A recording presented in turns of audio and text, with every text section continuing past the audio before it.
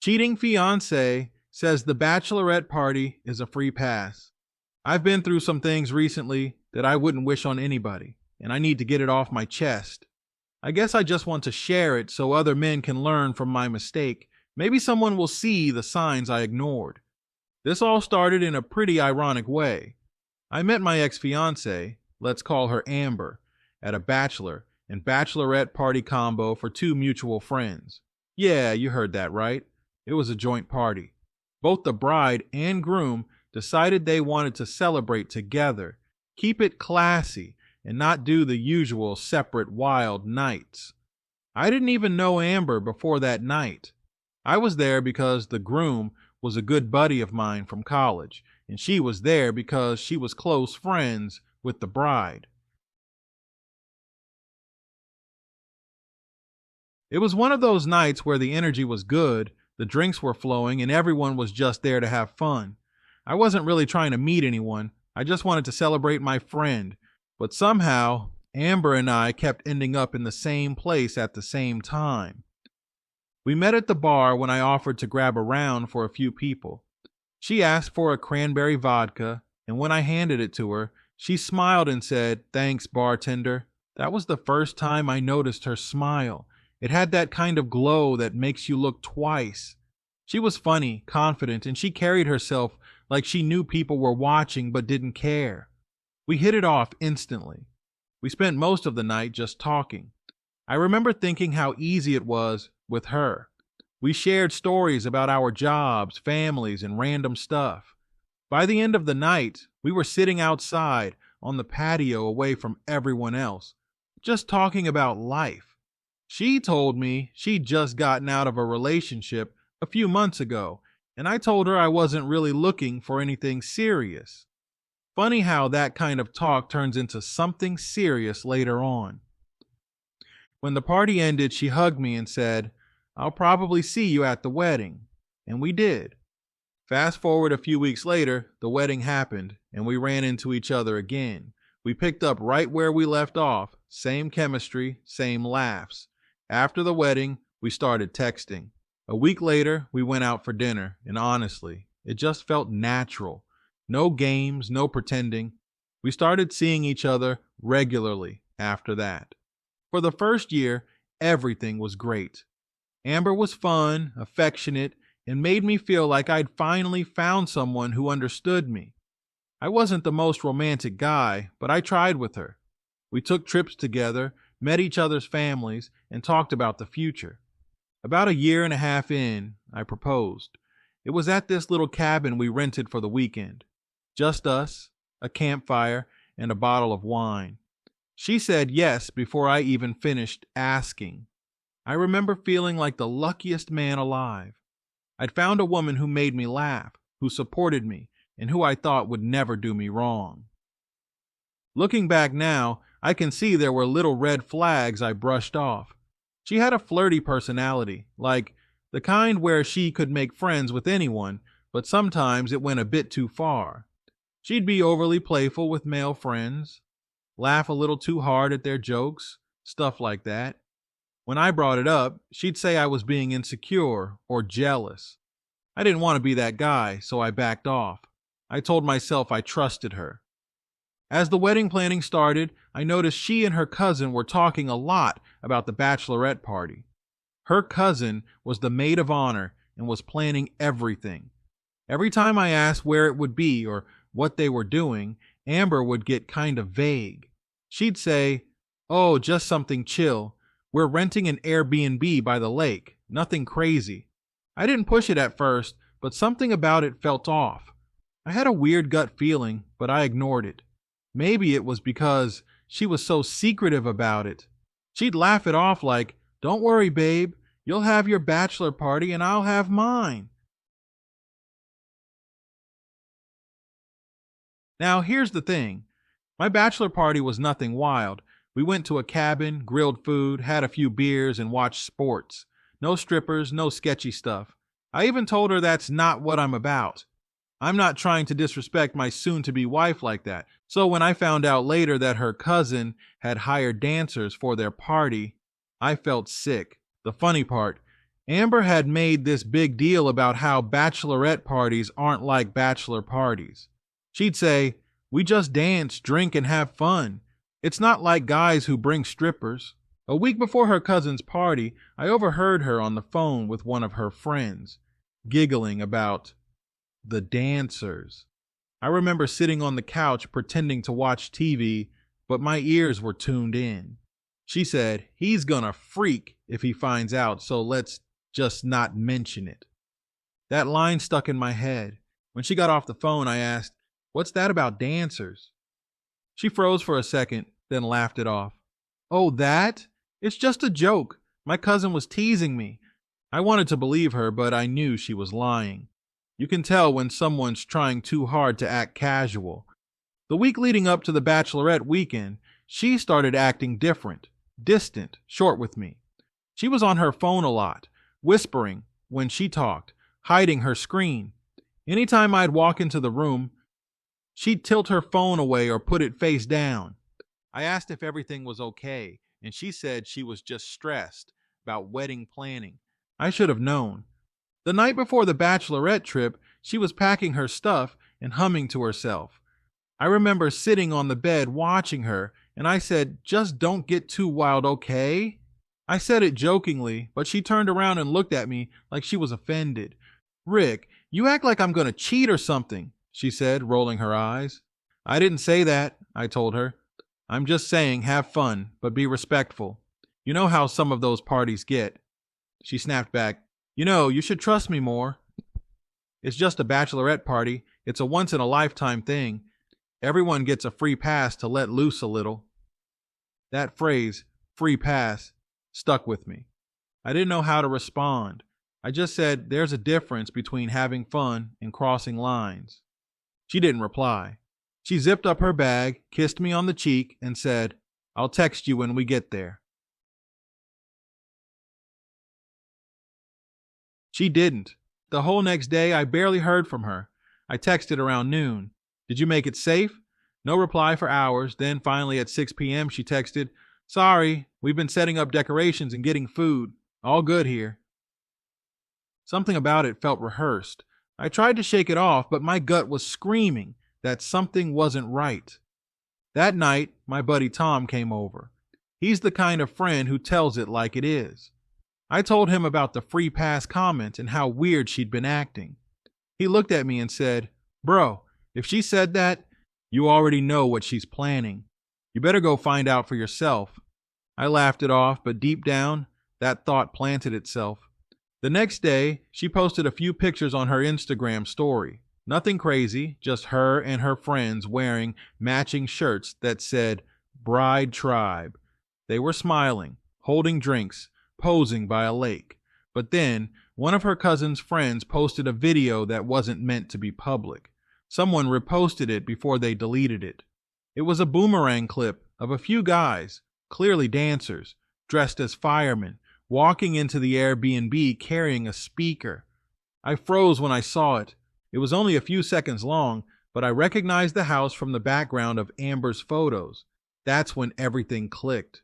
The phone secrecy, the free pass comment, the distance. It all made sense. I sat there for an hour, just staring at my phone, trying to decide if I was overreacting or if I should go see for myself. I called her once, no answer. I called again, still nothing. Then she texted, "Can't talk right now, babe. We're playing games. Love you." Something inside me snapped. I told myself, "Rick, you either trust her or you find out the truth." So I got in my truck. I didn't tell anyone where I was going except Tom. I just said, "If you don't hear from me tonight, check on me in the morning." It was about a 2-hour drive to where the Airbnb was. I had the address because I'd helped her cousin move a few months back, and they used the same rental company. It wasn't hard to figure out which house it was from the photos. On that drive, my mind was racing. I kept trying to calm myself down, thinking maybe it was innocent. Maybe the dancers were just for fun. Nothing happened. But then I'd hear her voice in my head saying, "Everyone gets a free pass." By the time I pulled up to the Airbnb, it was around 10 p.m. There were cars parked all down the road, lights on, loud music, laughter, everything. I sat in the truck for a few minutes, heart pounding. I didn't know if I was about to ruin my relationship or save myself from a lifetime of regret. But I knew one thing. I had to see the truth with my own eyes. I sat there in my truck for a good 15 minutes. My heart was pounding so hard that I could feel it in my neck. The music was still blasting from inside the house, and every few minutes I could hear laughter, high-pitched, drunk laughter mixed with what sounded like deep male voices. That alone was enough to make me grip the steering wheel and just stare at the house. I remember thinking, Rick, this is crazy. Maybe you're about to make a fool out of yourself. But another part of me, the part that had been ignored for months, kept saying, you already know the truth. So I got out. It was one of those humid summer nights where the air sticks to you. I could smell the faint mix of perfume and beer before I even got close to the door. The house was lit up like a party scene, music shaking the windows, people yelling over it. I walked up the driveway, trying to keep calm. I didn't even know what I'd say if she saw me. All I knew was I needed to see for myself. When I reached the front porch, the door wasn't even locked. I could hear someone shout from inside, "Take it off!" followed by a wave of laughter. My stomach dropped.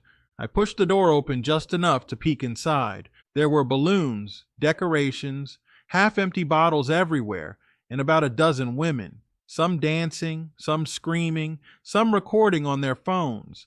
And right in the middle of the living room were two male dancers dressed as firemen, music blasting, shirts off, flexing while the girls cheered. It looked exactly like one of those clips you'd see online where things clearly go too far. And then I saw her. Amber was sitting on the couch, a drink in her hand, wearing a sash that said bride-to-be. She was smiling, laughing, and then one of the dancers came over, grabbed her hand and pulled her up. The room screamed louder. Someone yelled, "It's your night, girl!" I stood there frozen. She didn't see me. I just watched as the guy spun her around and started dancing in front of her, hands on her waist, faces inches apart. She wasn't pushing him away. She was smiling, enjoying it. I felt my chest get tight. I couldn't move. I wanted to walk away, but something in me needed to know if she'd take it further, so I stepped inside. The moment I did, the cold air from outside hit the warm air inside, and the door creaked louder than I expected. A few people turned around. When Amber saw me, her whole face changed, from laughing to shock in an instant. "Rick," she said, her voice shaking. The music was still playing, but the room got awkwardly quiet. I didn't say anything at first. I just stood there, trying to process everything. The dancer backed up, confused. Then I said, "You told me there wouldn't be any dancers." Her cousin jumped in right away. "Rick, it's not what it looks like." I laughed.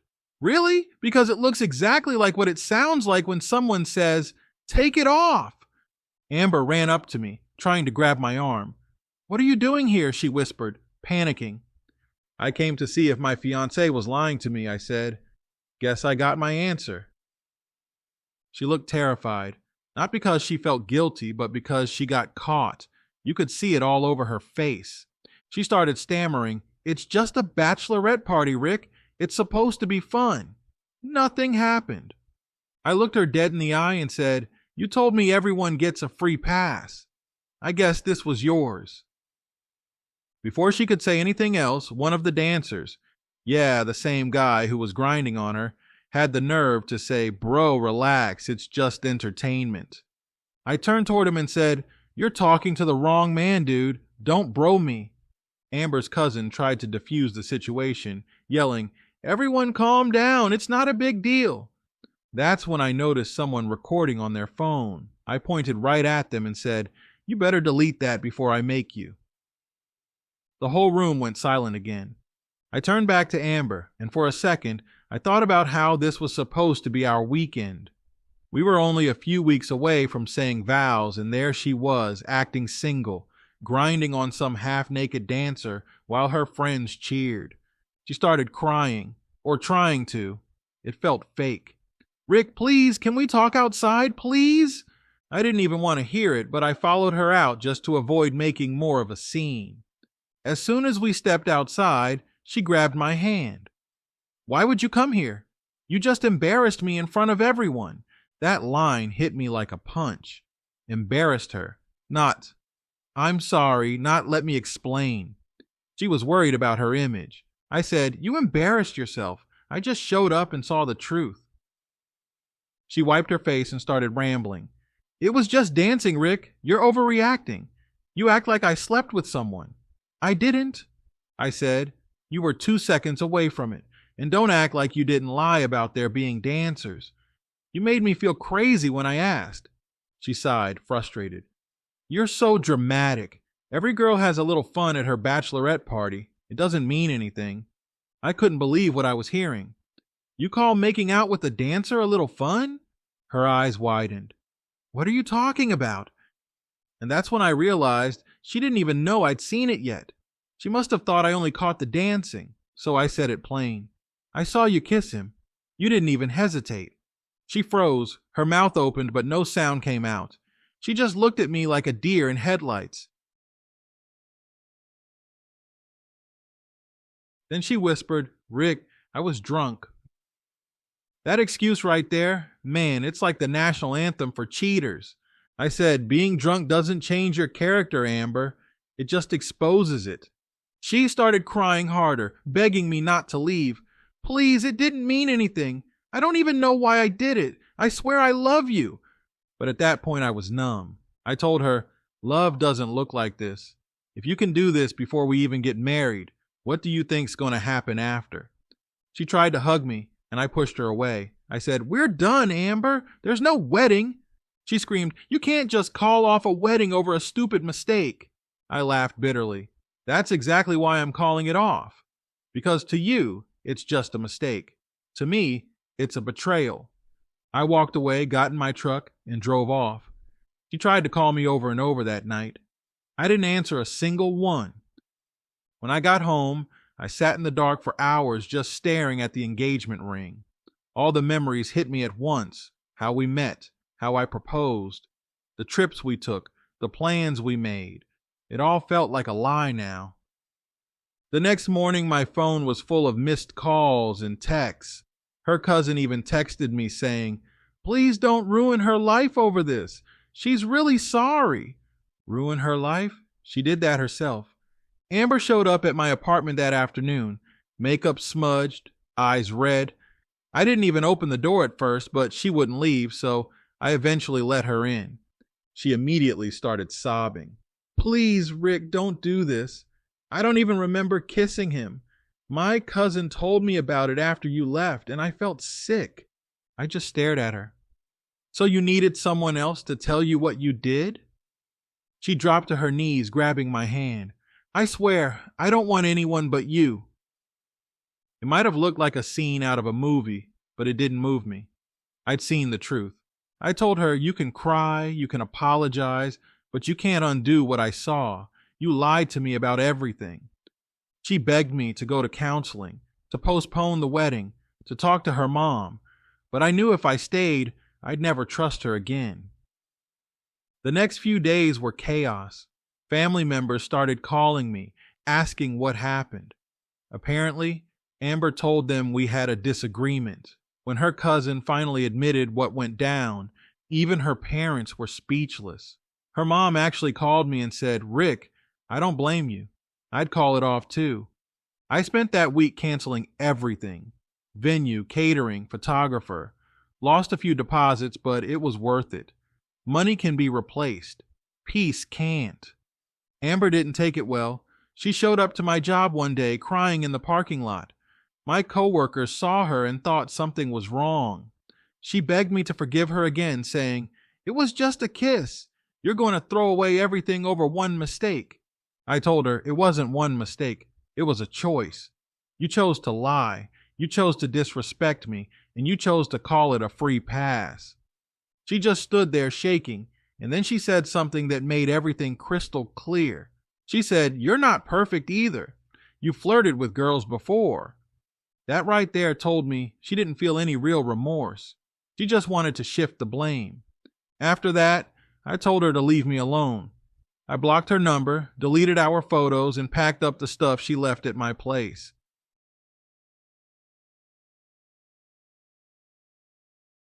It's been a few months now, and she still tries to reach out through mutual friends.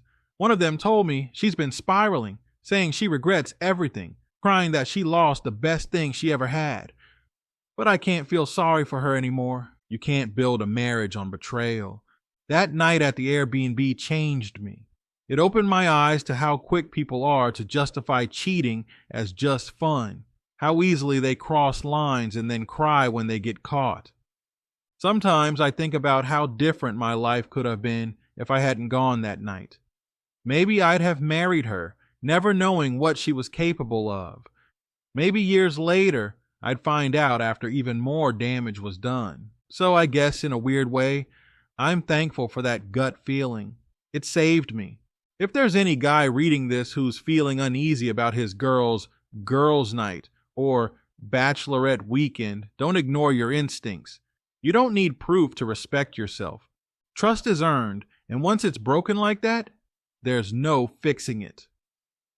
I went from planning a wedding to packing up a dream that was never real. I'd wake up in the mornings and feel like I was missing something, like my life had been paused, but the world kept moving without me. For a while, I kept checking my phone like a fool, expecting an apology text or something deeper than the "I miss you" messages she tried sending before I blocked her for good. It's crazy how silence can hurt and heal at the same time. After I cut contact with Amber completely, I started realizing how much of myself I'd lost while trying to be the perfect fiancé. I used to be the kind of guy who had hobbies, who went to the gym regularly, hung out with friends, and had goals that didn't revolve around someone else's happiness.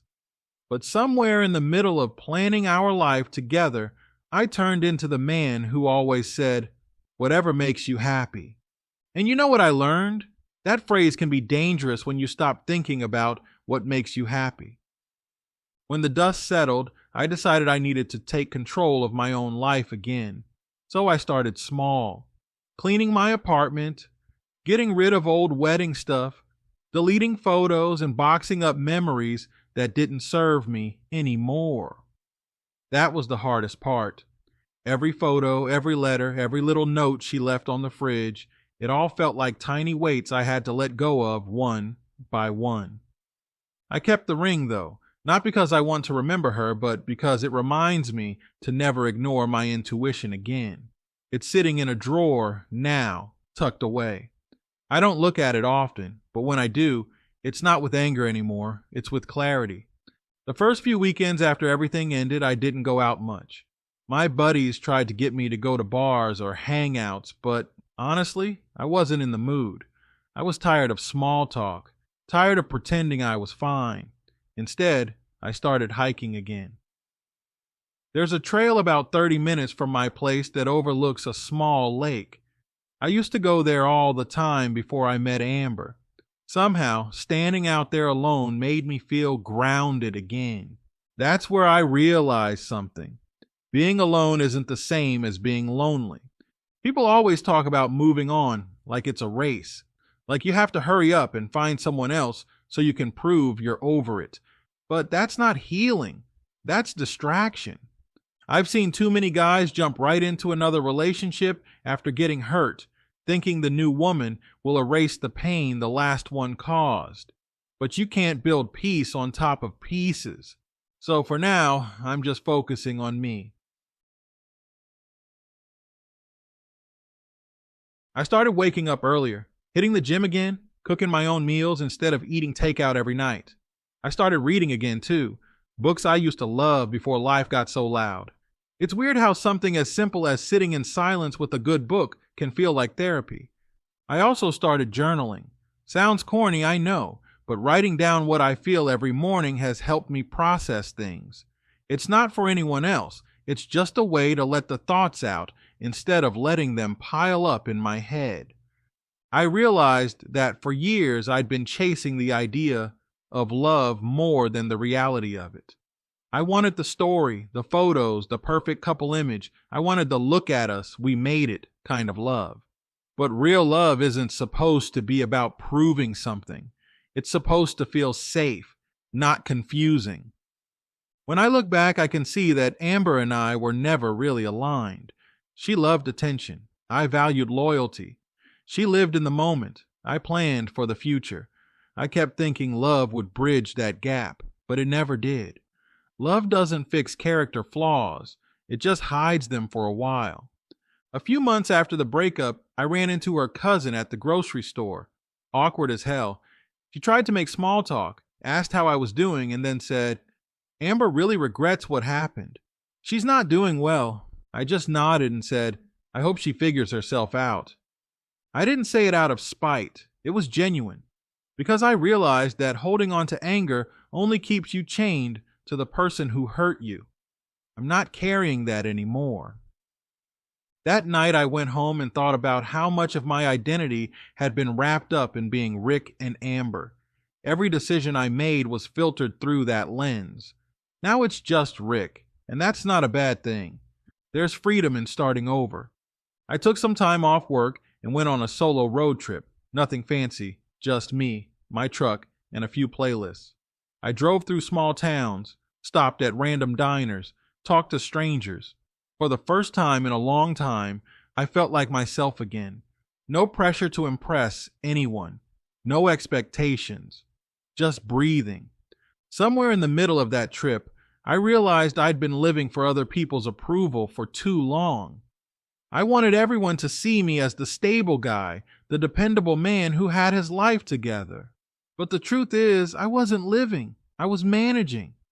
When I got back home, I made a promise to myself. I'm not getting into another relationship until I'm 100% content being alone. Because if you can't be happy on your own, you'll never be happy with someone else. My friends keep joking.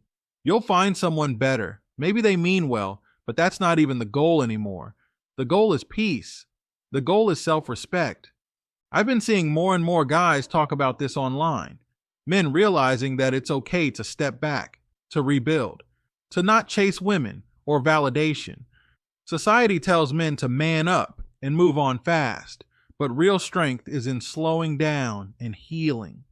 There's a quote I came across that stuck with me. Don't let the person who broke you be the reason you stop loving yourself. That hit hard because for a while I was angry at myself. Angry for ignoring the signs, angry for trusting too much, angry for giving someone access to parts of me they didn't deserve. But healing isn't about self-blame. It's about self-awareness. I learned that boundaries aren't about controlling others. They're about protecting your peace. If someone calls you insecure for setting boundaries, that's their guilt talking, not your weakness.